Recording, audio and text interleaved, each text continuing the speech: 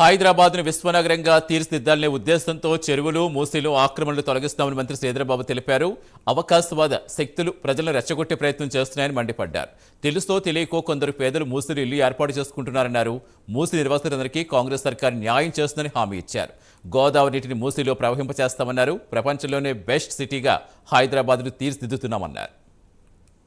NGO ప్రతినిధులందరూ కూడా ప్రత్యామ్నాయ ఏర్పాట్లు చేయండి అని వారి సలహా సూచనలు కూడా తీసుకొని దాదాపు 11 నుంచి 12 ఎన్జిఓ ఆర్గనైజేషన్స్ తో కూడా మా వాళ్ళు మాట్లాడి వారి సంబంధించిన వారి సలహా సూచనలు కూడా తీసుకొని ఏ విధంగా సపోర్ట్ చేద్దాం, ఈ పేదవారికి ఇక్కడున్న నివాసితులకు ఏ విధంగా సహకారం చేద్దామని అక్కడున్న నివాసులు సంబంధించిన ఉంటున్న ఆ వాసులందరినీ కూడా సంప్రదించి ఈరోజు 2 BHK డబుల్ బెడ్రూమ్ ఇళ్లతో పాటు వారికి కావాల్సింది వాళ్ళ ఇళ్లలో ఉపాధి గురించి ఈరోజు ప్రభుత్వానికి సంబంధించిన అనేక డిపార్ట్మెంట్స్ తోని మాట్లాడి ఆ కుటుంబాల్లో ఏదో ఉపాధి ప్రత్యామ్నాయ ఉపాధి ఏర్పాట్లు చేయాలని ఆ కుటుంబానికి ఒకరికి ఉపాధి అవకాశం కల్పించే కార్యక్రమంతో పాటు వారిని కూడా వారితో పాటు సంప్రదించి కౌన్సిలింగ్ చేసి చదువుకోవడానికి హౌసెస్ షిఫ్ట్ అయిపోయిన తర్వాత అంగన్వాడీ కేంద్రాలను ఏర్పాటు చేసుకొని అడ్మిషన్స్ ను కూడా మరి 6 సంవత్సరాల వరకు వారిని పూర్తి స్థాయిలో చదివించే కార్యక్రమంతో పాటు